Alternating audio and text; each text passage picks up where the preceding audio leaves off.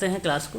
और आज की जो हमारी ये क्लास है, बेसिकली आप सबको भलीभांति तरीके से पता है कि मैं यूजीसी नेट और एमपी सेट सोशल वर्क पर बातचीत करता हूँ। लेकिन आप लोग ध्यान रखें, यहाँ जो चर्चा होने वाली है वो MSW की 01 की एक किताब है।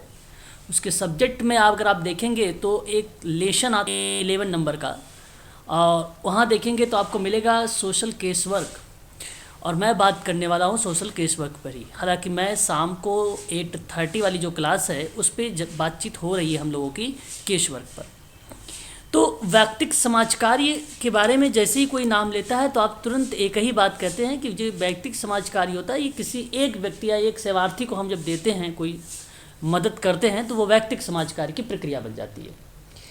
तो आप ये भी कह सकते हैं कि व्यक्तिगत समाज कार्य का अर्थ ये होता है कि एक अच्छे या भलाई के कार्य से लगाया जाना, एक अच्छे या कोई भलाई काम से लगाया जाना। तो व्यक्तिगत समाज कार्य की उत्पत्ति उतनी ही पुरानी है जितना मनुष्य है ना। और इसकी उत्पत्ति परिवार, कुल, पड़ोस में पाई जाती है। व्यक्तिक समाज कार्य की उत्पत्ति परिवार, कुल और पड़ोस से पाई जाती है। ये बात आपको ध्यान रखना है। हालांकि समाज कार्य की ये प्राथमिक प्रणाली है जो व्यक्तिक समाज कार्य के अंतर्गत हम लोग पढ़ते हैं। व्यक्तिक समाज कार्य के अंतर्गत अगर हम जिक्र करें तो देख रहे हैं आप लोग, पश्चिमी देशों तथा भारतवर्ष में व्यक्तिक समाज कार्य के विकास का इतिहास। पहले हम इतिहास के बारे में थोड़ा सा जानेंगे, या क्या भूमिका इसकी होती है। तो प्राचीन समय में आप देख रहे हैं, धर्म का केंद्र बिंदु एक व्यक्ति द्वारा दूसरे व्यक्ति की सहायता करना था। ये प्राचीन समय की बात थी। धर्म प्रेम के रूप में अच्छे व्यवहार की प्रतिपुष्टि या पृष्ठभूमि में रहा है। धर्म का सार सामंजस्य रखना था, कोऑर्डिनेट करना था, समन्वित करना था। लोकतंत्र का विस्तार मानव आचरण की गुणवत्ता में जो है एक प्रकार से गुणवत्ता से लगाया जाना था। ठीक है। और यही दृष्टिकोण से ही समस्त मानवीय मूल्य मात्रात्मक स्तर पर घटा दिए जाते थे, है ना। तो ये एक प्रक्रिया थी, एक प्रकार का प्रोसेस था जो व्यक्तिक समाज कार्य की उत्पत्ति के रूप में। अगर आपसे प्रश्न पूछे कि व्यक्तिक समाज कार्य की पहले के प्राचीन के समय में क्या चीज़ें थी जहाँ पर केंद्र बिंदु एक व्यक्ति के रूप में बताया गया, तो वह धर्म था प्राचीन समय में, पहली बात। दूसरी बात, इसकी उत्पत्ति कहाँ से हुई, तो आप याद रखिएगा यूके का नाम, यूनाइटेड किंगडम जिसको बोलते हैं, इंग्लैंड बोलते हैं, ये याद रखिएगा। व्यक्तिक समाज कार्य यहीं से आया था। कब आया था? 1869 में आया था। ये आपको ध्यान रखिएगा। मैं इतिहास से आप लोगों को ये शुरुआत कर रहा हूँ। ठीक है। तो आत्मनिर्णय तथा आत्मनिर्धारण किसी भी समाज का आधार बनाते हैं, और व्यक्तिकरण का प्रादुर्भाव जो है व्यक्तियों के व्यक्तिकरण के साथ साथ हुआ है। देखिए, जब हम बात करते हैं व्यक्तिकरण की बारे में, व्यक्तिकरण एक ऐसा शब्द है सोशल वर्क में जो सिद्धांत को रिप्रेजेंट करता है। और सिद्धांत व्यक्तिकरण में जब हम लोग जिक्र करते हैं तो क्या नाम आता है? सिंपल सी बात है। तो आप ध्यान रखिएगा, बर्जाइना रॉबिसन ने व्यक्तिकरण के सिद्धांत को व्यक्तिक सेवा के कार्यों में महत्वपूर्ण बताया है। ये जो व्यक्तिकरण जो शब्द है ना, वो नाम आप ध्यान रखिएगा सभी लोग। क्या नाम बताया मैंने? बर्जाइना नाम बताया है। और बर्जाइना रॉबिसन एक विद्वान है। इस विद्वान ने कहा व्यक्तिकरण का जो सिद्धांत है वो व्यक्तिक सेवा कार्य में बहुत महत्वपूर्ण है। सोशल केस वर्क में क्या है, ये बहुत महत्वपूर्ण है। ये महत्वपूर्ण जो शब्द है ये इम्पोर्टेंट है। ये शब्द दिया इसने इसमें व्यक्तिकरण में। परंतु मैरी रिचमंड के द्वारा भी इस सिद्धांत पर जो है बल दिया गया, और प्रत्येक व्यक्ति की विशिष्ट विशेषताओं को समझने का प्रयास किया गया इसमें, है ना, व्यक्तिकरण के सिद्धांत में। ये बात आपको पता है जी मैम? बर्जाइना रॉबिसन, हाँ, बर्जाइना रॉबिसन व्यक्तिकरण के सिद्धांत को, ठीक है, व्यक्तिक सेवा कार्य में बहुत महत्वपूर्ण बताया। ये बात आपको ध्यान रखना है। अच्छा, उसके बाद आप देखें, मैंने कल की क्लास में भी आप लोगों से भी लास्ट में हाल ही में क्लास हुआ था, वहाँ में जिक्र किया था कि 16वीं और 17वीं शताब्दी के दौरान में सेंट विसेंट डी पॉल, ठीक है, याद रखेंगे इन्होंने, और फिर 19वीं शताब्दी में आयोजन कार्यों ने व्यक्तिकरण में सहायता में प्रदान की। मतलब आप ध्यान सुनिए, 16वीं और 17वीं शताब्दी में विसेंट डी पॉल ने सहायता शब्द की शुरुआत कर दी, और ये बात व्यक्तिकरण की प्रक्रिया में थी। हालांकि 19वीं शताब्दी की अगर मैं बात करूं, यहाँ पे देखिए लिखा हुआ है 19वीं शताब्दी में भी सहायता शब्द आया, लेकिन जो सहायता शब्द आया वो व्यक्तिगत रूप से आया। तो उस व्यक्तिगत रूप से सहायता शब्द को 19वीं शताब्दी में किसका नाम आया, कोई बताएगा? नहीं बता पाओगे? बताया तो था। Saint Vincent de Paul. हाँ, ये जो सेंट विसेंट डी पॉल है, इसी का नाम है विसेंट डी पॉल भी कहा जाए। ये 16वीं और 17वीं शताब्दी में मैडम सहायता शब्द की शुरुआत किया था। ठीक है, ये बात ध्यान रखिए। मेरा सवाल ये है कि 19वीं शताब्दी में किसने व्यक्तिगत या व्यक्तिक सहायता के शब्द की शुरुआत किया? 19वीं शताब्दी। वर्जाइना रॉबिन्सन। नहीं, वर्जाइना रॉबिन्सन मैडम व्यक्तिकरण जो सिद्धांत है उसमें कहा कि व्यक्तिगत सेवा जो है एक प्रकार से बहुत महत्वपूर्ण है। ये शब्द बताया कि सोशल केस वर्क के अंतर्गत व्यक्तिकरण बहुत इंपॉर्टेंट है। 19वीं शताब्दी में ओजानम एक नहीं, ओजानम एक विद्वान का नाम है। मैंने कई बार आपको बताया, अभी हाल ही में बताया था, शायद आप लोग कॉपी पर मेंशन नहीं कर रहे हैं, है ना। ये इंपॉर्टेंट शब्द है 19वीं शताब्दी में। ठीक है, मुख्य जोर धन तथा भोजन जुटाने पर दिया गया। एडवर्ड डेनिसन आएगा सर 19वीं शताब्दी में। यस, करेक्ट जवाब। 3 बातें ध्यान रखिए, तीनों के तीनों। एक ओजानम का नाम, विसेंट डी पॉल का नाम, रॉबिन्सन का नाम, मैरी रिचमंड ने उस पर बल दिया। 4 नाम ध्यान रखिएगा, 4 नाम। अब देखिए, चार्ल्स लोच हो गया, एडवर्ड डेनिसन हो गया। एक्टिविया हिल, बताइए एक्टिविया हिल ने किस चीज़ की स्थापना की है? Charity organisation. सोसाइटी की। यूके वाली या यूएसए वाली? लंदन, यूके वाली। बहुत बढ़िया, ये सवाल पेपर में आया था इस बार 14 तारीख को आया था। जी। हाँ, एक्टिविया हिल। जैसे अंग्रेज नेताओं ने व्यक्तिगत सेवा के सिद्धांत तथा प्रत्येक प्रकरण का ध्यानपूर्वक अध्ययन किया जाना चाहिए या विकसित किया गया। मैरी रिचमंड द्वारा व्यक्तिगत सामाजिक परिस्थितियों के विश्लेषण पर प्रथम दृष्टिकोण प्रस्तुत किया। क्या मैं ये बात कह सकता हूँ कि व्यक्तिगत समाज कार्य की जो संस्थापक हैं वो मैरी रिचमंड है? बोल सकता हूँ? बिल्कुल बोल सकता हूँ। देखिए, मैंने ये सारी बातें आपको बताया है, परंतु यहाँ पे एक हिस्ट्री के रूप में आ रहा है, लिखा हुआ आ रहा है, तो इस चीज़ को आप ध्यान रखिए। पीडीएफ बहुत इंपॉर्टेंट है ना। सर मुझे एक कंफ्यूजन हो रहा है। जी बताएं सर, बिल्कुल कन्फ्यूज़न दूर करेंगे आपका। सर ये अपना 19वीं शताब्दी में व्यक्तिगत सहायता शब्द की शुरुआत ये ओजानम ने की सर। बिल्कुल सर, करेक्ट जवाब है ये सही बात है। ओजानम एक विद्वान है। 16वीं और 17वीं शताब्दी में सर व्यक्तिकरण में सहायता प्रदान की। सहायता शब्द ये इसमें सेंट विसेंट डी पॉल आएगा। हाँ, सेंट विसेंट डी पॉल आएगा, राइट, करेक्ट। और इस सहायता शब्द की शुरुआत में सर ओजानम आएगा, ऐसा है? हाँ, व्यक्तिगत सहायता में आएगा। केवल सहायता शब्द अगर आएगा तो केवल सहायता शब्द आएगा तो वो विसेंट डी पॉल का आएगा, है ना। चलिए, अब देखिए आगे मैं कह रहा था जो है एक और चीज़ नोट करिएगा। व्यक्तिगत समाज कार्य के संस्थापक कौन रहे? मैरी रिचमंड रहे। एक बार म्यूट हो जाइए, देखिए किसी के यहाँ बैकग्राउंड आवाज़ आ रही है। जैसे कोई सवाल करे तो आप अनम्यूट होकर बोलिए। प्रत्येक समाज में प्राचीन काल से ही एक व्यक्ति की सहायता उसकी समस्या को हल करने के रूप में की गई। धर्मों द्वारा भी निर्धनों की सहायता करने को प्रोत्साहित किया गया। धर्म के माध्यम से भी किया गया था। अब ये धर्म प्राचीन काल की बात मानोगे कि नहीं मानोगे कि धर्म प्राचीन काल वाली बात आ रही थी? कहीं ना कहीं प्राचीन काल को भी रिलेट हो रहा है। तो धर्मों के द्वारा जो है निर्धनों की सहायता की जा रही थी प्राचीन काल में, और उनको मोटिवेट भी किया जाता था। पश्चिमी देशों में जो है व्यक्तिक समाज कार्य कब प्रारंभ हुआ, इसका पता लगाया गया। बड़ा मुश्किल था, पता लगाना बड़ा मुश्किल था, परंतु इसके विकास में महत्वपूर्ण कुछ स्तंभ हैं जो निम्न है, आप देख सकते हैं। प्रारंभिक प्रयास वेरी वेरी मोस्ट इंपॉर्टेंट हम सब के लिए है। The association for improving the condition of the poor नामक एक संस्था का गठन किया गया। वह संस्था की गठन हुआ 1843 में।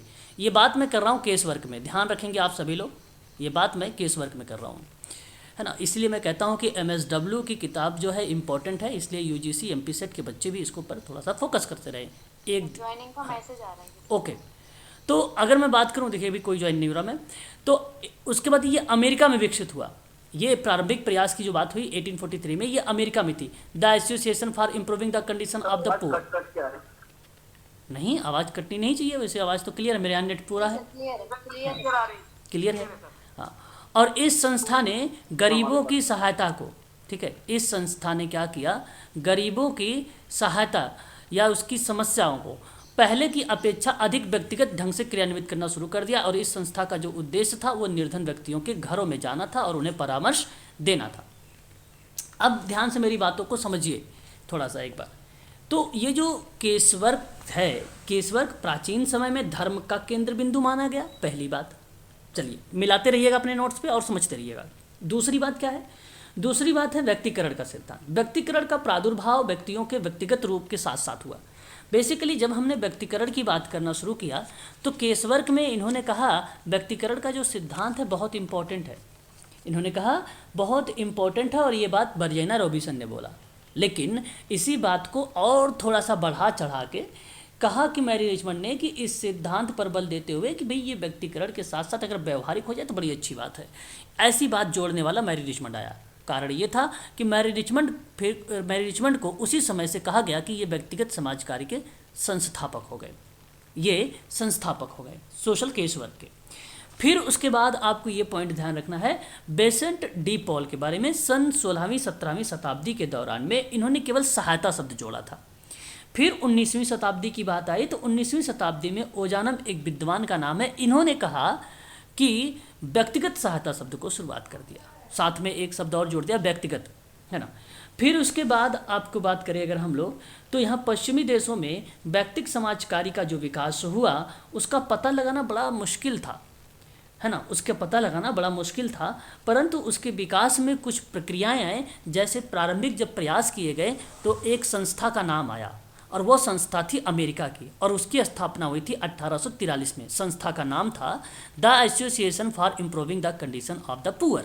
तो ये आपको ध्यान रखना पड़ेगा, ठीक है। और इस संस्था का मतलब क्या था कि निर्धन व्यक्तियों के घरों में जाना था और उन्हें क्या करना था, उनको परामर्श देना था, उनकी काउंसलिंग करनी थी, उनको राहत देना था, उनको आत्मसम्मान और आत्मनिर्भरता की भावनाओं से उनको विकसित करना था। ये कॉन्सेप्ट था प्रारंभिक के दौर में, ठीक है।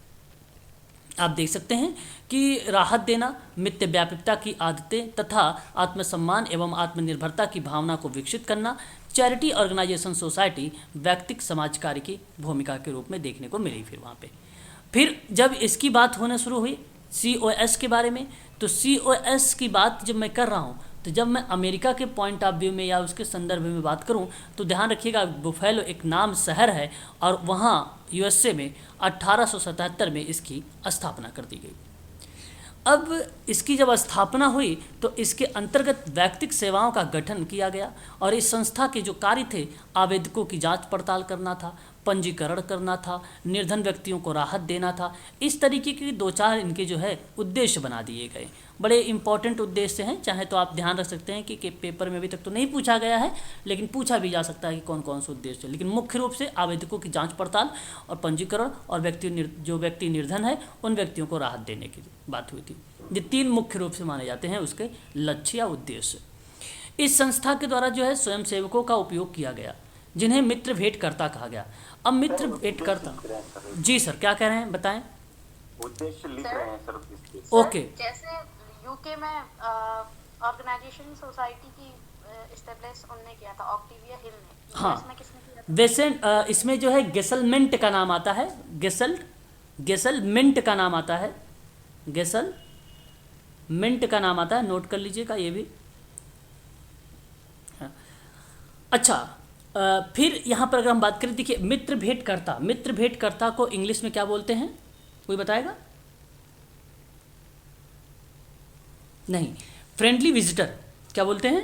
अच्छा, फ्रेंडली विजिटर। हाँ, मित्र भेंटकर्ता। मैरी रिचमंड का है शायद ना? जी, मैरी रिचमंड का स्टेटमेंट है वो।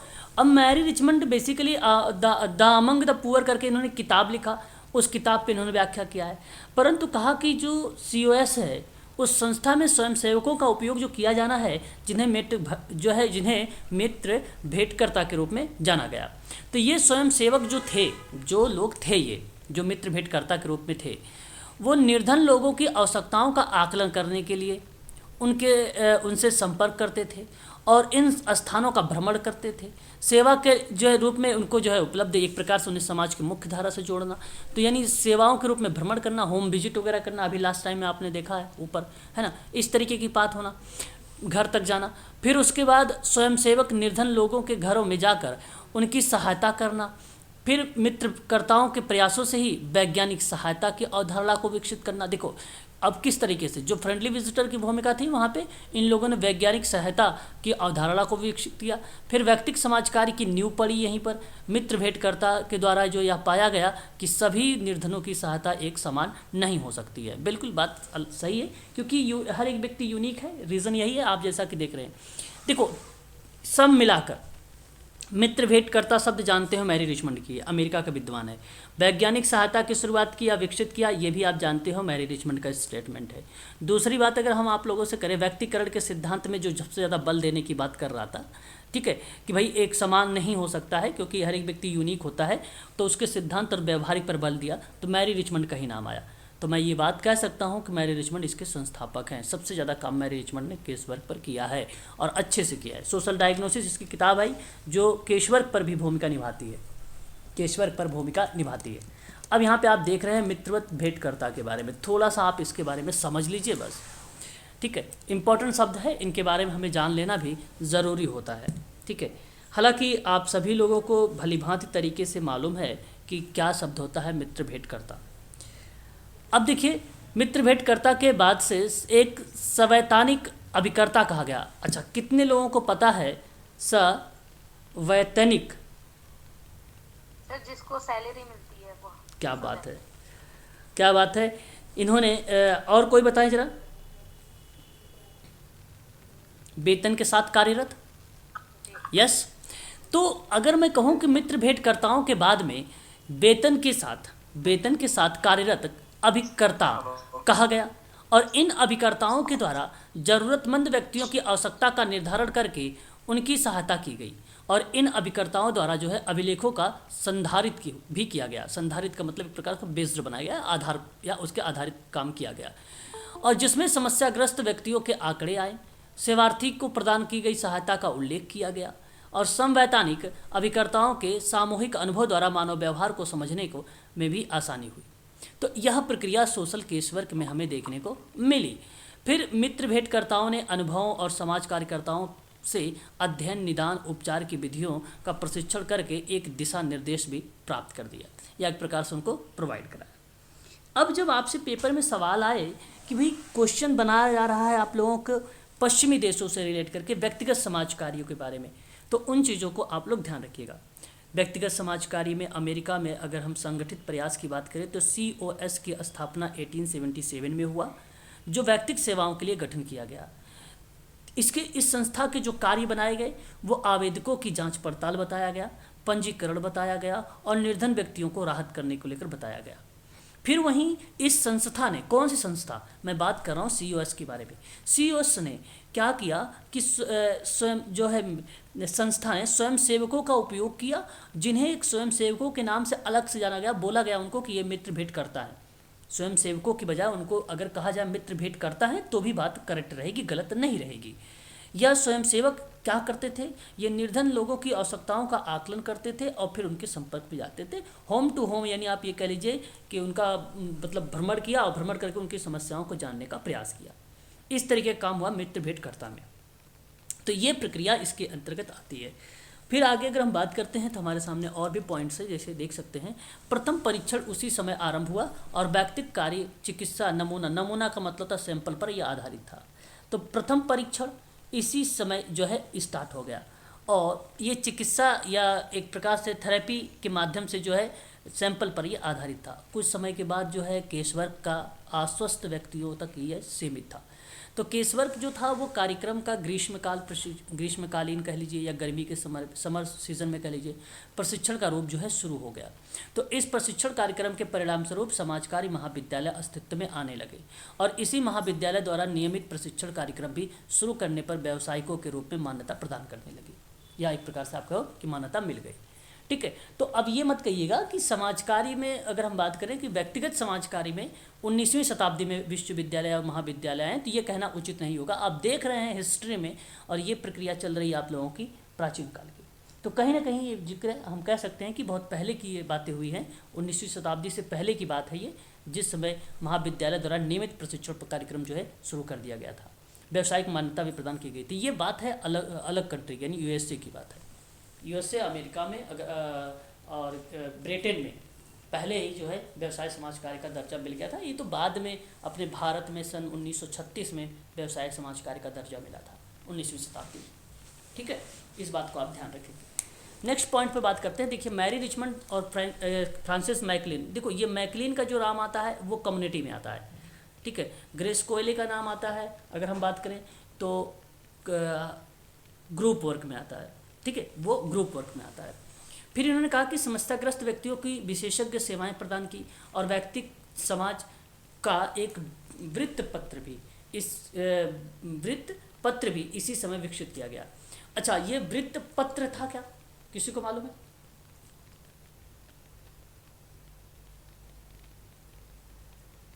बोलिए।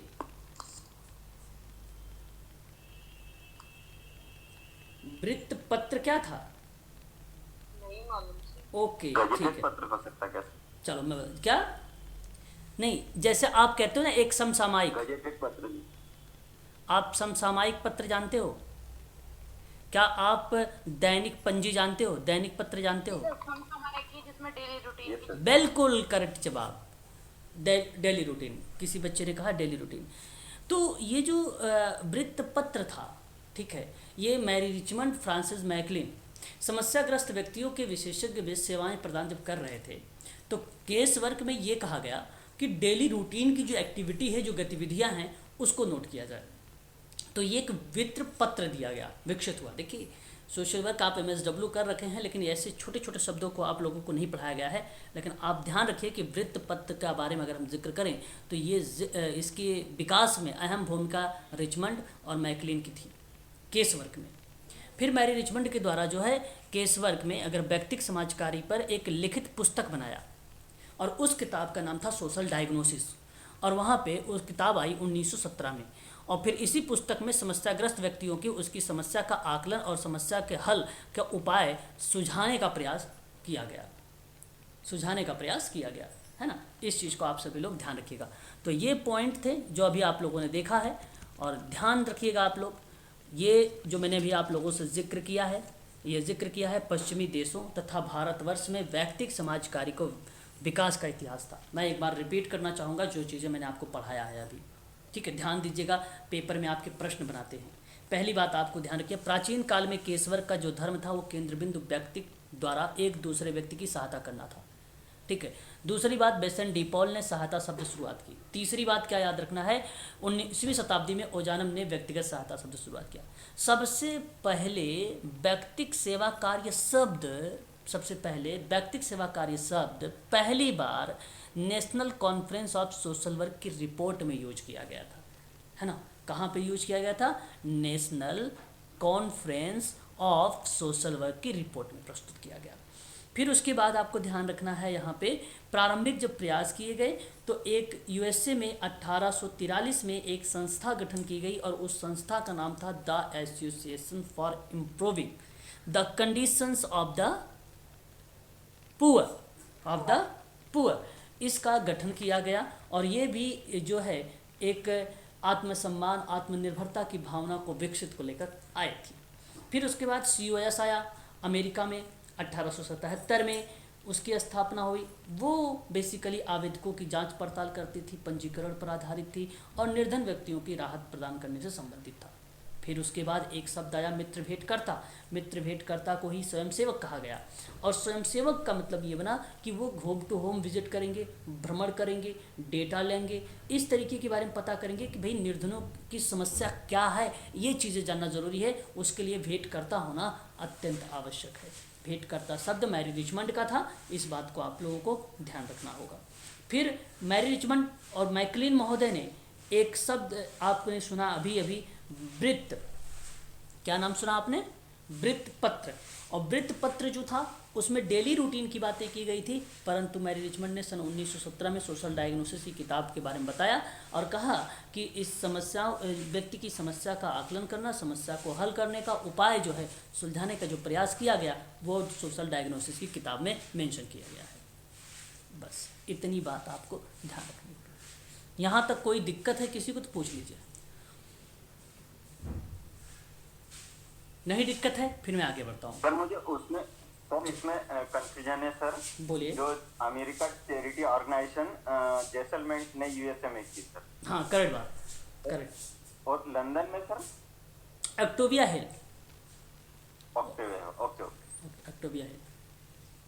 अब देखिए जरा, व्यक्तिगत समाज कार्य के जो संबंध में अवधारणाएं और पूर्वानुमान, पेपर में सवाल पूछ लिया जाए अगर आप लोगों से कि बताइए पूर्वानुमान के बारे में, तब आपको क्या जवाब होना चाहिए वो आपको पता होना चाहिए, है ना। उसके व्यक्तिगत समाज कार्य के संबंध में अवधारणाओं और जो है पूर्वानुमान का उल्लेख किस तरीके से किया गया।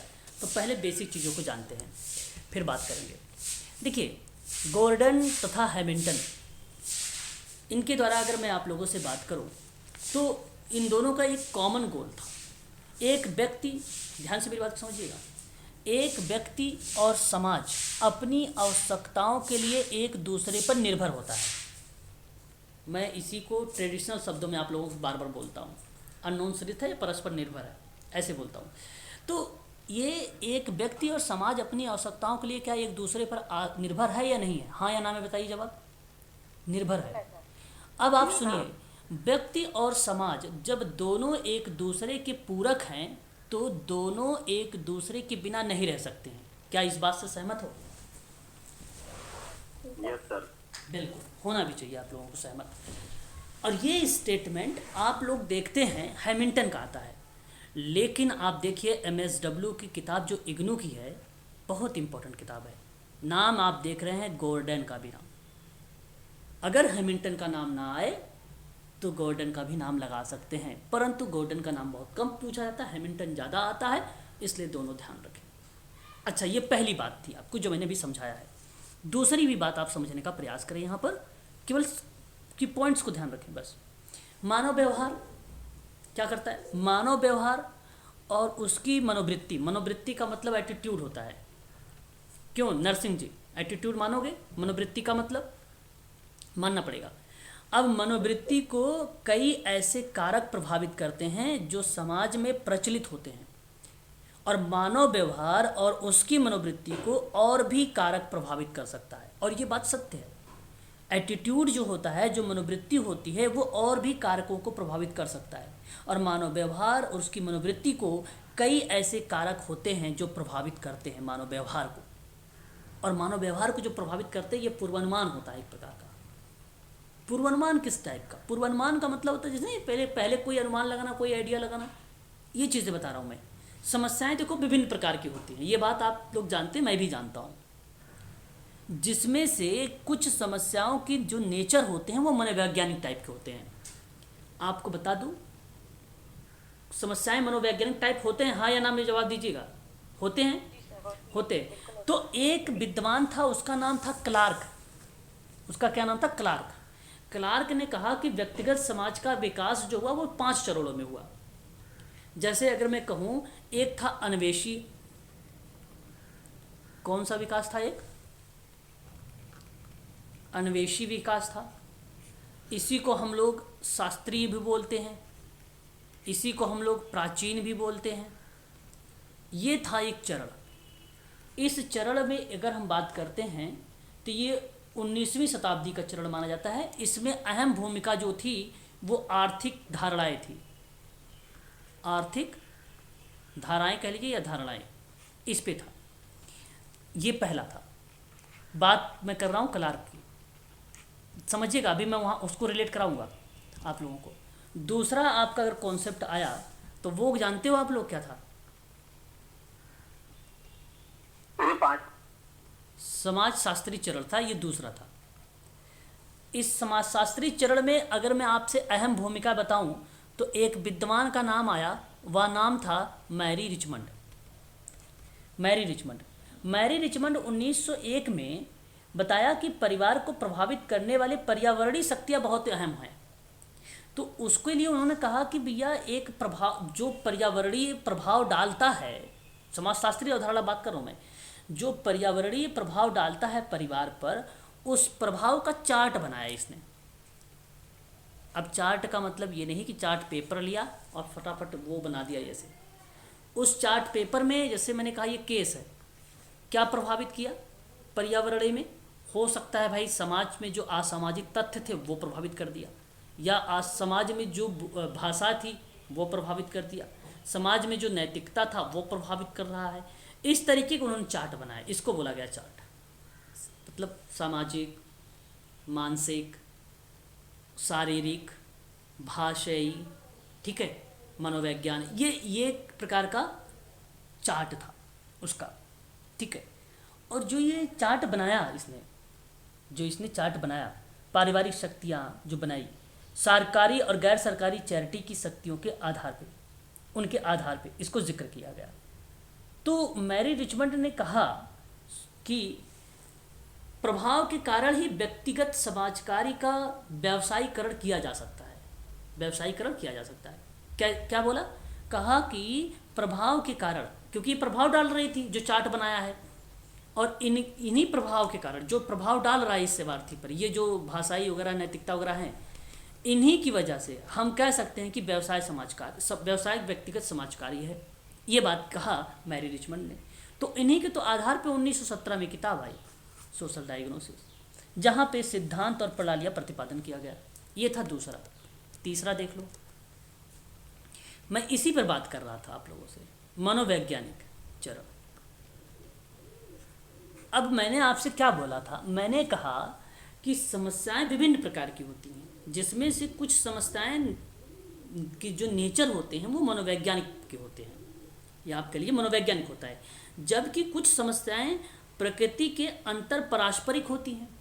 तो जो समस्याएं मनोवैज्ञानिक रूप में होती हैं उनके बारे में समझ लीजिए कि व्यक्तिगत समाजकारी का ये दूसरा चरण प्रथम विश्व युद्ध की समाप्ति के बाद हुआ था। ये प्रथम विश्व युद्ध के समाप्त जब हुआ तो उसके बाद ये चरण आया था। अब इसमें था, मैरी रिचमंड की तो भूमिका तो थी ही थी। मैरी रिचमंड ने सामाजिक कार्यकर्ता मनोवैज्ञानिक साहित्य का अध्ययन किया था। तो मैरी रिचमंड ने क्या अध्ययन किया था? मनोवैज्ञानिक साहित्य का अध्ययन किया था। किसका अध्ययन किया था? मनोवैज्ञानिक साहित्य का अध्ययन किया था। और फिर 1918 में, मालूम है किसी को, स्मिथ कॉलेज है ना, स्मिथ कॉलेज में साइकेट्रिक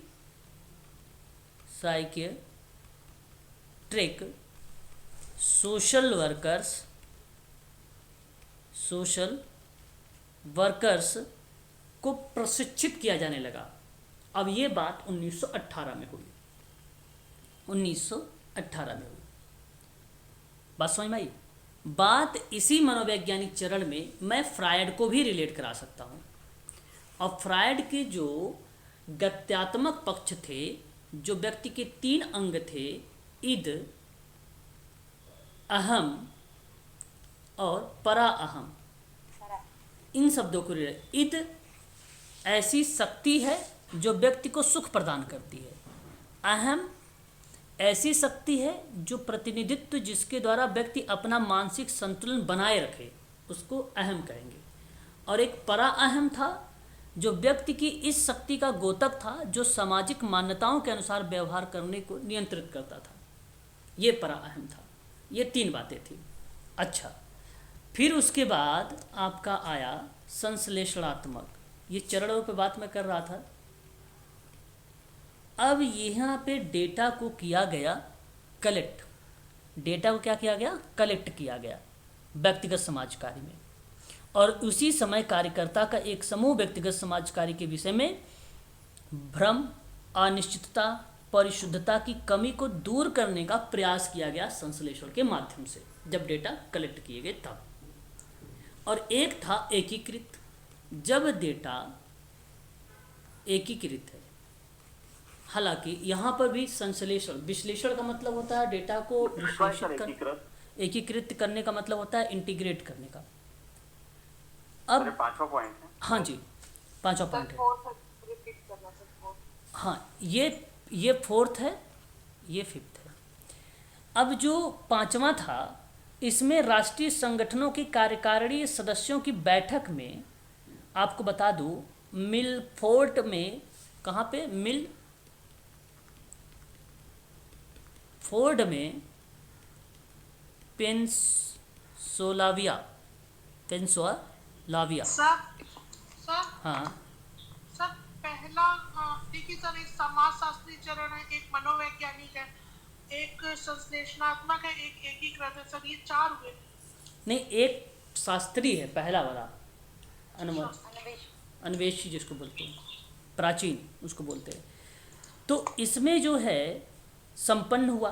तो इसमें अगर हम बात करें तो हुआ क्या था, मिलफोर्ड पेंसिल्वेनिया में क्या हुआ था, ये मनोरोग चिकित्सा, परिवार बाल चिकित्सा संस्था, परिवीक्षा से संबंधित था। एक प्रकार से अगर मैं आपसे कहूँ कि सामान्य व्यक्तिगत समाज कार्य अपने आप में एक अवधारणा के रूप में विकसित होने के लेकर आया, तो वो एकीकृत था, जहाँ समाज कार्य अभ्यास आधारित था।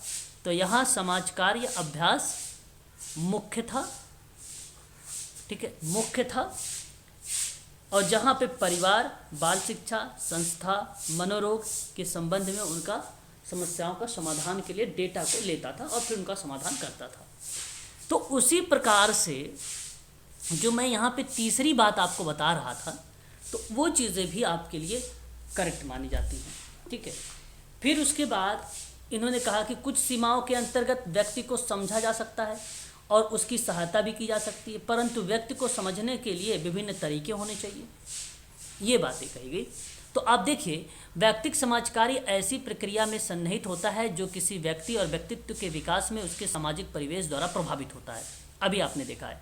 तो मैरी रिचमंड ने कहा कि व्यक्तिक समाज कार्य विभिन्न कार्यों को समाज की उन्नति हेतु किए जाने वाली एक कला मानी जाती है। अभी देख रहे हैं मैरी रिचमंड का है केस वर्क में कला की भूमिका किस, कौन कहता है, केस वर्क में प्रश्न बोलेगा केस वर्क में, और अगर समाज कार्य में बोलेगा कला की बात तो फ्रीडलैंडर होगा, केस वर्क में कला की बात हो विज्ञान की बात होगी तो मैरी रिचमंड होगा। तो यह समस्याओं के प्रतिपोषण में कला और विज्ञान दोनों है, देखिए यहाँ पे लिखा भी है। तो बताइए जरा, याद रहेगा ये बातें? अगर मैं कहूँ समाज कार्य में, समाज कार्य को किसने कला और विज्ञान माना, तो क्या जवाब दोगे, बताओ? अरे भाई गलत कर गए, समाज कार्य मैंने बोला है, फ्रीडलैंडर बोलोगे, क्या बोलोगे? फ्रीडलैंडर बोलोगे, क्या बोलोगे? फ्रीडलैंडर। और अगर मैंने कहा कि व्यक्तिगत समाज कार्य को किस विद्वान ने कहा कि कला और विज्ञान है, तो क्या नाम बताओगे? Mary Richmond. बस यही बात बताना है आपको। क्यों बताया इसने कला और विज्ञान? क्योंकि व्यक्ति समाज परस्पर एक दूसरे पर निर्भर करते हैं। कुछ अवधारणाओं को मानव प्राणियों की कार्यप्रणाली में सच्चाई के रूप में स्वीकार किया गया और इन्हें व्यक्तिक समाज कार्य का पूर्वानुमान कहा गया। जो चीज़ें सच्चाई के रूप में एक्सेप्ट की गई वह पूर्वानुमान के रूप में जाना गया, और ये हमें सामाजिक परिवेश में व्यक्ति से मेल जोल रखने या समझने की बात करता है। यही व्यक्तिक प्रकरणों की खोजबीन और निदान करने की सहायता प्रदान करता है। तो ये जिक्र किया गया इसके अंतर्गत। आगे अगर हम बात करें तो आप देख सकते हैं यहाँ पे कुछ दार्शनिक अवधारणाएं आए। देखिए, प्रत्येक व्यक्ति अपने आप में अद्वितीय गुणों की धारणा या एक प्रकार से गुणों का धारण करता है और वह अन्य व्यक्तियों के समतुल्य भी होता है। तो मैं ये बात कह सकता हूँ कि यह एक प्रकार का व्यक्तिक समाज कार्य का पूर्वानुमान है। ठीक है भाई, जो चीज़ें सत्य है उसको अस्वीकार करो ना, और जब स्वीकार करोगे वास्तविकता को तो जाहिर सी बात है पूर्वानुमान की बातें बनी जाएगी। जो चीज़ें सार्वभौमिक सत्य है, सूरज पूरब में उगता है, ये बात सत्य है, इसको स्वीकार करो ना, तो धारणाओं के रूप में आती है ना। तो ठीक, अगर वो इसी तरीके से बात करूँ कि दार्शनिक अवधारणाएं भी बनती हैं, वो भी कुछ अलग है। जैसे अगर हम बात करें व्यक्तिक समाज कार्य का लक्ष्य व्यक्ति और समाज के बीच समतापूर्वक संबंध स्थापित करने से। वहीं ग्रेस मैथ्यू ने कहा कि कुछ ऐसी अवधारणाएं होती हैं जो व्यक्तिक समाज कार्य की आधारभूत संरचना का गठन करती हैं, और ये अवधारणाएं व्यक्तिक समाज कार्य की सामूहिक सोच विचार और परंपराओं को विकसित करती हैं। ये दार्शनिक अवधारणाएं हैं जो प्रत्येक मानव को एक व्यक्ति के रूप में सम्मान दिया जाना चाहिए और मानव प्राणी परस्पर एक दूसरे पर निर्भर होते हैं, और व्यक्तियों की उन्नति में इसका विकास में जो मानवीय प्रक्रियाएं होती हैं वो एक अहम भूमिका निभाती है। तो यहाँ मतलब ये था कि प्रत्येक मानव एक व्यक्ति के रूप में सम्मान पाने के अधिकारी होता है और उसे एक व्यक्ति के रूप में सम्मान और प्रतिष्ठा देनी चाहिए। और मानव एक दूसरे पर निर्भर करते हैं, तो मानव की आवश्यकताएं कई प्रकार की होती हैं। तो अपनी इन्हीं आवश्यकताओं के लिए मानव समाज में एक दूसरे पर निर्भर करता है और वे अकेले अपनी आवश्यकताओं की पूर्ति नहीं कर सकता है, क्योंकि समाज की उसमें एक अहम भूमिका होती है ना। तो ये बात आपको ध्यान रखनी है। फिर उसके बाद अगर हम बात करें तो आवश्यकताएं एक समान नहीं होती, ये बात जानते हैं, और कुछ व्यक्तियों के एक समान मानी जाती हैं। तो प्रत्येक व्यक्ति कुछ पहलुओं में अन्य मानव प्राणियों के समतुल्य भी होता है, मतलब बराबर होता है, कुछ चीज़ें यहाँ पर बताई गई। तो प्रत्येक व्यक्ति में जो है उन्नति प्राप्त करने की जो क्षमता होती है वो संसाधन विहीन व्यक्तियों की सहायता करना समाज का कर्तव्य होता है, समाज का कर्तव्य होता है। इस चीज़ को भी आप ध्यान रखिएगा। तो समाज का यह कर्तव्य है कि वह उन व्यक्तियों की सहायता करे जिनके पास जीने लायक संसाधन ना हो, है ना, जीने लायक संसाधन ना हो, उनका जो है उन्हें समाज की मुख्य धारा से जोड़े। ठीक है, ये बात आप ध्यान रखिएगा। क्या आप लोगों को बात कंफर्म हो गई? बताइए, एक बार क्लियर करिए। अब यहाँ पे जो मैंने भी, हाँ बताइए, हाँ अभी डाउट है किसी बच्चों का, बताइए। लार्क ने व्यक्तिगत में 5 प्रकार के चरण बताए हैं सर, अन्वेषी, शास्त्रीय और प्राचीन चरण, और एक और कौन सा बताया सर आपने? फिर से बोलिए, आप फिर से बोलिए, क्या क्या लिखे आप सर? ये जो 5 चरण बताए ना सर, लिखिए। एक आपका अन्वेषी, समाजशास्त्री, मनोवैज्ञानिक, हाँ समाजशास्त्री, मनोवैज्ञानिक, समाजशास्त्री, संश्लेषण, एकीकृत, हाँ हो तो गए 5। हाँ सर, अन्वेषी में जैसे फर्स्ट वाले में अन्वेषी, फिर ऑब्लिक करके शास्त्री, फिर प्राचीन चरण, और एक और कौन सा बताया था वो पूछ रहा हूँ। नहीं, ये 19वीं शताब्दी में एक प्रमुख धाराएं इसमें आती है अन्वेषी में। वो कोई नाम नहीं, मतलब व्यापार का कोई सरकारी हस्तक्षेप नहीं होना चाहिए जिसमें अधिक लाभ कमाया जा सके। आर्थिक धाराओं को रिप्रेजेंट किया गया था इसमें। जैसे सब में थोड़ी थोड़ी बातें बताया था, तो उसमें आर्थिक धाराएं बताए, वो धाराएं बताई थी मैंने, है ना। जैसे निर्धनता का मुख्य कारण क्या हो सकता है जी? व्यक्तिगत चरण है ना सर? व्यक्तिगत चरण है, बिल्कुल करेक्ट। व्यक्तिगत समाज कार्य के विकास के चरण है। तो ये हाँ जी सर, एकीकृत वाला फिर से समझा दीजिए उसमें। एकीकृत का मतलब ये था मैम कि इसमें जो चिकित्सा है, जो थेरेपी है, जैसे मनोरोग हो गया, परिवार हो गया, बाल शिक्षा हो गई, संस्थाएं हो गई, इनका बात होती है। इनमें क्या होता है, इनमें जो है व्यक्तिगत समाज कार्य अभ्यास पे आधारित होता है। जैसे हम अगर किसी के साथ काम कर रहे हैं, प्रैक्टिस कर रहे हैं, उस दौरान जो है जो हम क्लाइंट को जो चीज़ें देते हैं, प्रोवाइड कराते हैं, सुख सुविधाएं वगैरह, संसाधन वगैरह, उन चीज़ों की बात करते हैं एकीकृत चरण में। ये अंतिम चरण है, क्रिया। अंतिम चरण हमेशा क्रियान्वयन पर आधारित होता है, काम पर आधारित होता है, अभ्यास पर आधारित होता है अंतिम चरण, कोई भी अंतिम चरण हो। एक बात संश्लेषणात्मक बता दो। संश्लेषणात्मक में मैम डेटा कलेक्ट किया जाता है। सेवार्थी के जो होते हैं ना, डेटा वगैरह जो है कलेक्ट किए जाते हैं। संश्लेषित करना, एक होता है विश्लेषित, एक होता है संश्लेषित। संश्लेषित का मतलब होता है कलेक्शन से, विश्लेषित का मतलब होता है एनालिसिस यानी विश्लेषण से, किसी चीज़ को अलग अलग बांटना। जैसे मैंने क्या कहा, मैंने कहा कि ये मान लीजिए डेटा है, डेटा हमने सर्वे करके लिया, हम विद्यालय जाके लिया हमने डेटा, देखो यहाँ पे डेटा आ रहा है, एनजीओ के डेटा आया, पड़ोसी से डेटा आया, परिवार से डेटा आया, और अन्य पर्सन से भी डेटा आया, तो ये संश्लेषण हो गया। अब जो डेटा था आपके पास, इन डेटा को हमें अब क्या करना है, ये बना संश्लेषित। अब इनको हमें विश्लेषित करना है, तो हम इन डेटाओं को डाल दिया, बहुत सारे डेटा है यहाँ पे। हमने एक डेटा को डाल दिया भाई परिवार वाले में, एक डेटा को हमने डाल दिया भाई कहाँ पे, समाज में, एक डेटा को हमने डाल दिया उसके मित्रों में। इस तरीके का हमने क्या किया, डिवाइड कर दिया। अब ये बांट रहे हैं, ये विश्लेषण का पार्ट बन जाएगा, है ना। कोई चीज़ जैसे मैं अगर आपसे कहूँ, आप समाज कार्य कर रहे हैं, फाइल बना के रखे हैं, अब आप वहाँ से चले गए, नौकरी आपने छोड़ दिया, डेटा बना के रखे हैं, अब मैं अगर जाऊँगा तो मुझे आपका डेटा मिलेगा, तो मैं डेटा को सबसे पहले क्या करूँगा, देखूँगा जो आपने बनाया है, तो आपने संश्लेषित किया हुआ है, फिर मैं उस डेटा को जाऊँगा विश्लेषित करूँगा, क्यों, अपने हिसाब से करूँगा ना मैं काम, क्योंकि आपने अपने हिसाब से काम किया है। तो पहले मैं डेटा को समझूंगा कि ये मनोवैज्ञानिक वाला डेटा में रखा होगा, मतलब ये मनोवैज्ञानिक का डेटा है, अच्छा ये शारीरिक वाले डेटा में है, ये सामाजिक वाले डेटा है। मैं इस तरीके से डिवाइड करूँगा, फिर डिवाइड करके फिर मैं वो काम करना शुरू करूँगा, क्योंकि आपने वो किया है, ठीक है। हालाँकि यह संश्लेषित ही है, फिर अगर मैं जाऊँगा तो मेरी वाली फाइल अब मिलेगी उनको, तो इसका मतलब ये नहीं कि मैंने डेटा अलग अलग तरीके से लिखा है, यही डेटा फिर मैं संश्लेषित भी कर लूँगा ना किसी फाइल में अलग से। डेटा को मैनेज करना कैसे? हाँ, मैनेज भी करना कर सकते हो, बिल्कुल मैनेज भी, मतलब ये अपने हिसाब से मैनेज करना, अपने हिसाब से, है ना, ये नहीं कि किसी अन्य के, अपने हिसाब से मैनेज करना, ठीक है, ये बात होती है। अच्छा, अब देखिए ये ये जो है व्यक्तिगत समाज कार्य की परिभाषाएं होती हैं। अब देखो समाज कार्य की परिभाषाएं तो इससे बहुत सारी हैं, है ना। जैसे अगर हम बात करें, देखो मैरी रिचमंड की, आपने बताया भी, मैंने आप लोगों को बताया भी है कि भाई विभिन्न व्यक्तियों के लिए जो है उनके साथ मिलकर सहयोग और विभिन्न प्रकार के कार्य करने की एक कला है, और इसी के उद्देश्य से एक ही साथ व्यक्तियों और समाज की उन्नति भी करते हैं। ये मैंने आपको जो है पहले भी बताया है इसके बारे में, परिभाषा वगैरह के बारे में, है ना। तो ये एक प्रकार की परिभाषा है। वैसे अगर आप चाहो तो परिभाषाओं एक एक लाइन में बहुत छोटी छोटी परिभाषाओं को भी आप लोग नोट कर सकते हैं और लिख भी सकते हैं। जैसे मैं एक नाम बताऊं आप लोगों को, एक नाम आता है क्वीन का, एक विद्वान थी क्वीन। क्वीन ने अगर इन्होंने जब परिभाषा बताया तो इन्होंने कहा कि व्यक्तिगत समाज कार्य जो होता है व्यक्तियों के व्यक्तिगत संबंधों से होता है। क्या बोला इन्होंने?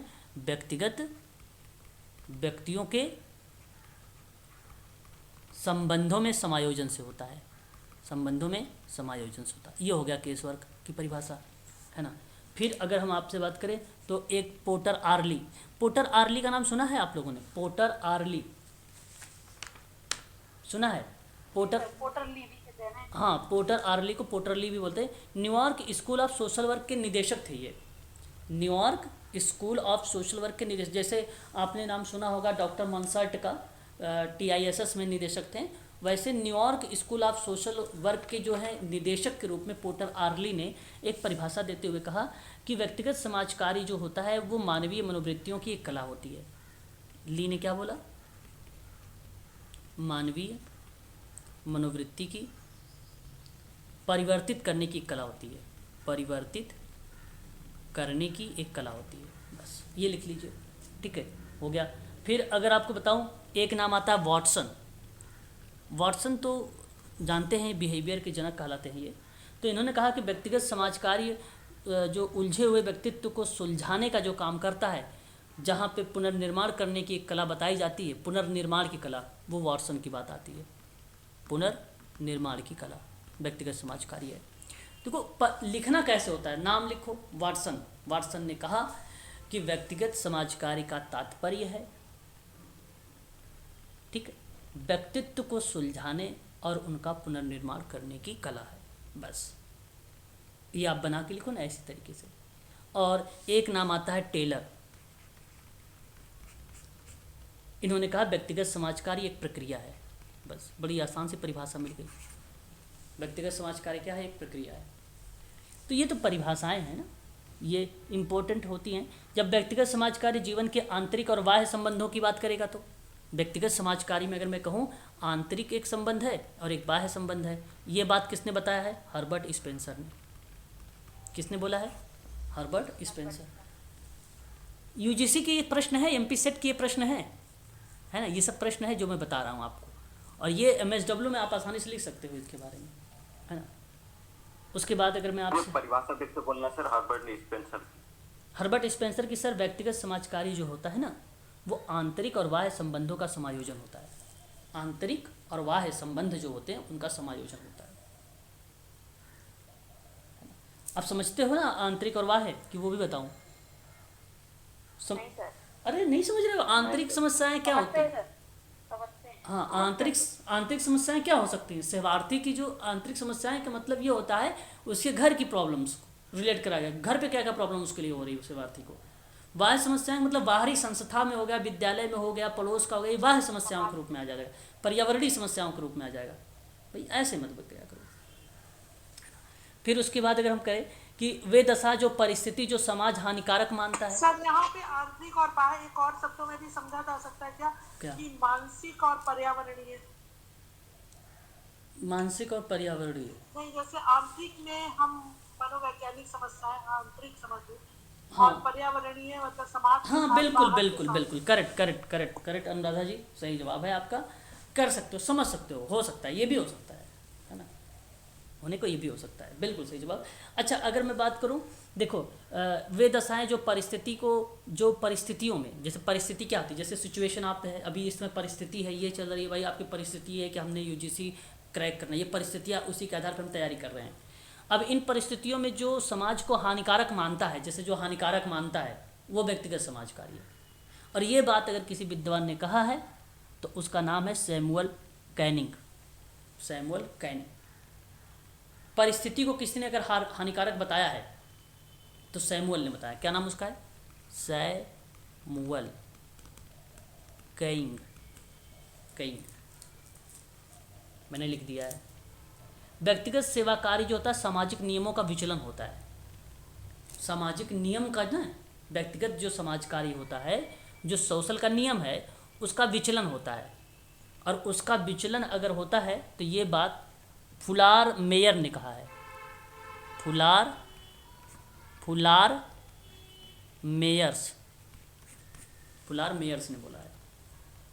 और विचलित व्यवहार जो समाज द्वारा अमान्य हो, विचलित व्यवहार जो समाज द्वारा अमान्य हो, तो वह नाम किसने दिया है? लुडवर्ग।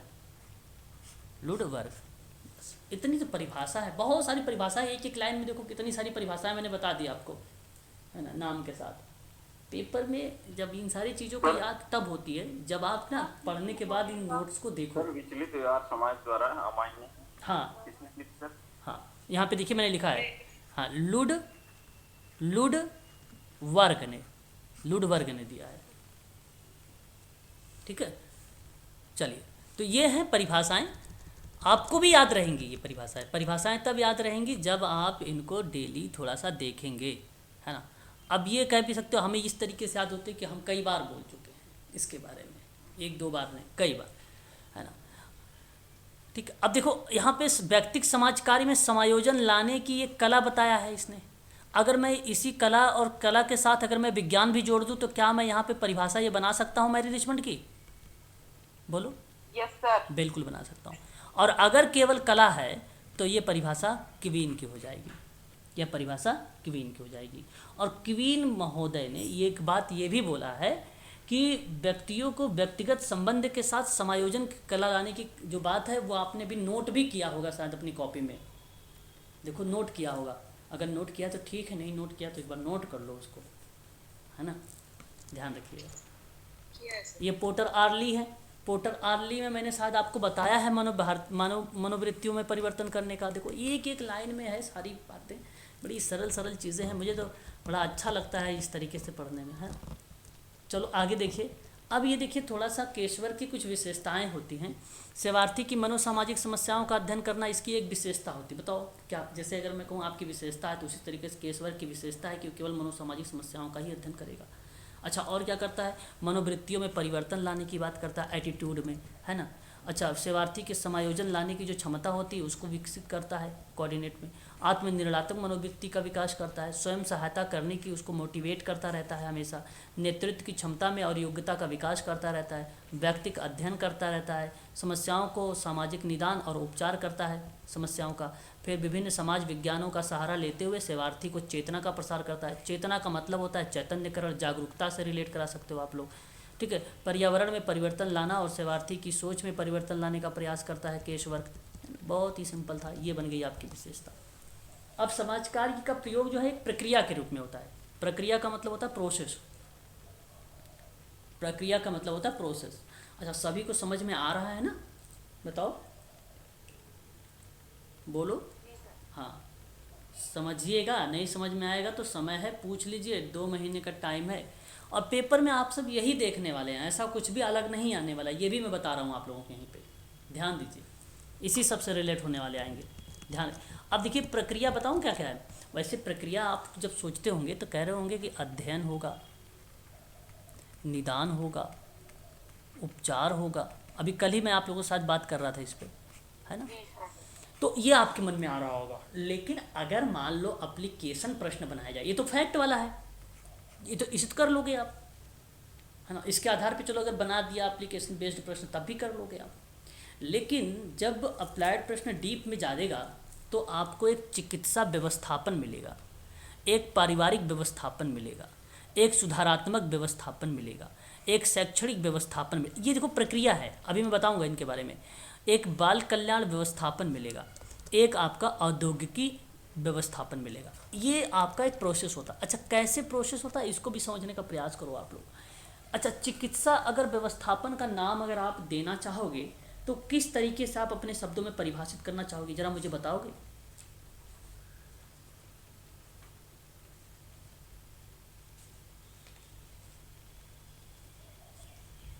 चिकित्सा के माध्यम से, जैसे साइकियाट्रिस्ट डिपार्टमेंट है तो। ओके, चिकित्सा के माध्यम से, ये शब्द सही था, चिकित्सा के माध्यम। इन सब चिकित्सा में अगर हम आप पूछ रहे क्या प्रोसेस होगा, तो सर उसके द्वारा सर जो भी इक्विपमेंट्स होंगे, ऑर्गेनाइजेशन होगा, उन सब से व्यक्ति को मिलाना है या व्यक्ति को वहां तक ले जाना। चिकित्सा व्यवस्थापन में आपका एक काम आता है अध्ययन। क्या आता है? अध्ययन, ये स्टडी। और ये आपका इस चीज़ को रिलेट कराता है। तो अगर मैं कहूँ कि भारत में कुछ स्थानों पर व्यक्तिक कार्य का अभ्यास चिकित्सा शास्त्र के साथ संयुक्त रूप से करता है, जैसे जो प्राइवेट एजेंसियां हैं उनके द्वारा संचालित जो किए जा रहे हैं अस्पताल, मनोरोग अध्ययन के क्षेत्र में व्यक्तिक कार्य का अभ्यास मनोरोग अस्पताल द्वारा, मनोचिकित्सा विभाग द्वारा, संकटकालीन सहायता केंद्र द्वारा, इनके द्वारा किया जा रहा है व्यवस्थापन। अच्छा, आप लोग में से ज़रा मुझे बताइए व्यवस्थापन का अर्थ अगर मैं पूछूं, शायद आप लोग नहीं समझ पा रहे होंगे व्यवस्थापन का अर्थ, ज़रा मुझे बताएं व्यवस्थापन का अर्थ क्या होना चाहिए?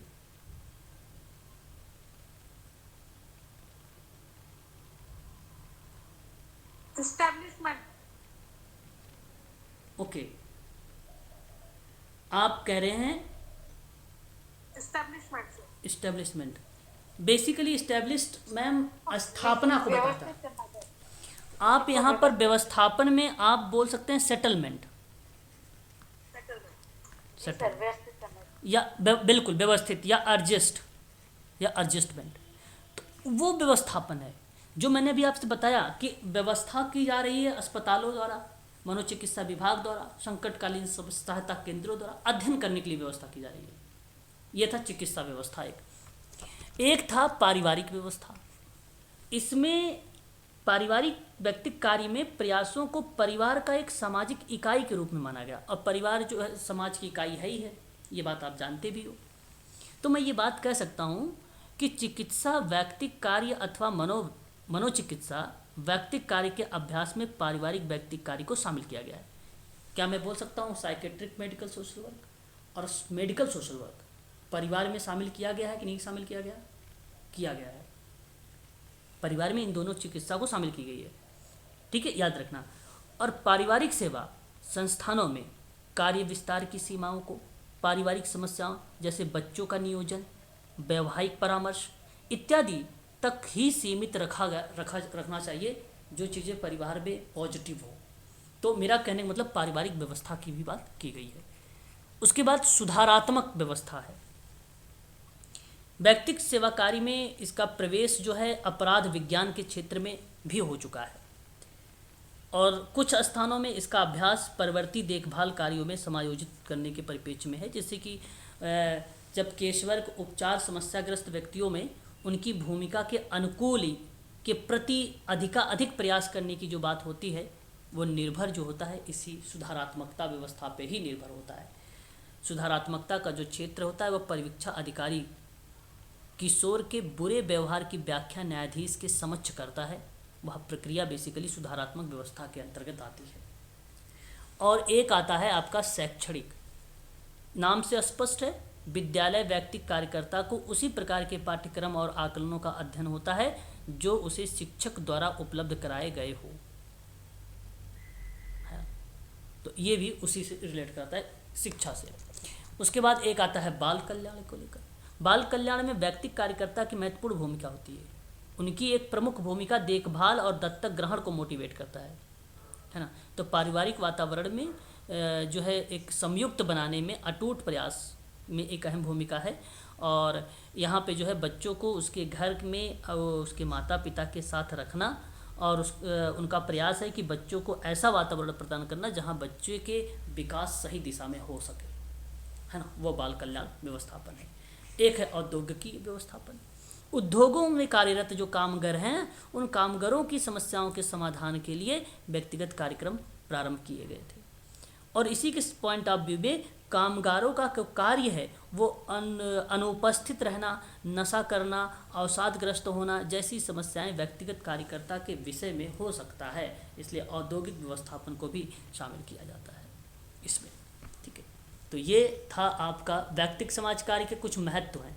इस महत्व के बाद आपका ये टॉपिक खत्म हो जाएगा। जैसे व्यक्ति की समस्या का निराकरण करना, सुधार करने का प्रयास है, सामाजिक भूमिकाओं का समर्थ बनाना, सामर्थ्य बनाना। फिर व्यक्तित्व का विकास होना, सहायता प्रदान करना, कार्यकौशल संबंधों को बढ़ावा देना, सामाजिक समानता पर बढ़ावा देना, पर्यावरणीय संबंध विषयों पर सहायता करना और व्यक्ति तथा समाज के बीच में संबंध स्थापित करना। ज़रा मुझे बताइए यहाँ पे किसी को कोई ऐसा शब्द है जो समझ में ना आ रहा हो, फिर मैं उन्हीं शब्दों को बता दूँ। जो बताइए, जो महत्व है, महत्व बताइए कौन सा समझ नहीं आ रहा है। अरे भाई, व्यक्ति की समस्या का निराकरण करने का मतलब नहीं समझ पा रहे हैं आप। वह व्यक्ति की समस्या का निराकरण करना, जैसे निर्धनता हो गया, बेरोजगारी हो गया, ये समस्याएं हैं। तीसरा पॉइंट बता। हाँ, तीसरा सामाजिक कार्यकर्ताओं, सामाजिक भूमिकाओं का जो है एक प्रकार से हमने अगर बात बोला तो सामर्थ्य बनाना। क्या बनाना? सामर्थ्य बनाना।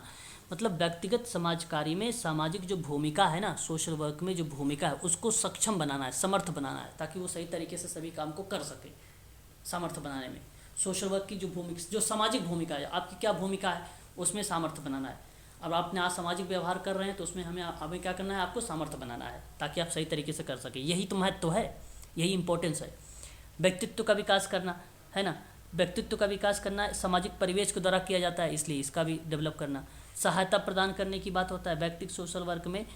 ये महत्व इसलिए है कि लोगों की सहायता प्रदान करता है, निर्धन जो है उपेक्षित और निराश्रित व्यक्तियों की सहायता करता है, और व्यक्तिगत समाज कार्य का एक महत्वपूर्ण उद्देश्य माना जाता है ये, ठीक है, सहायता करने वाला, ठीक है। कार्य कौशल को, संबंधों को बढ़ावा देने की बात करें अगर हम लोग, तो व्यक्तिगत समाज कार्य में जो है कार्य कौशल संबंधों को बढ़ाने का प्रयास किया जाता है, ठीक है।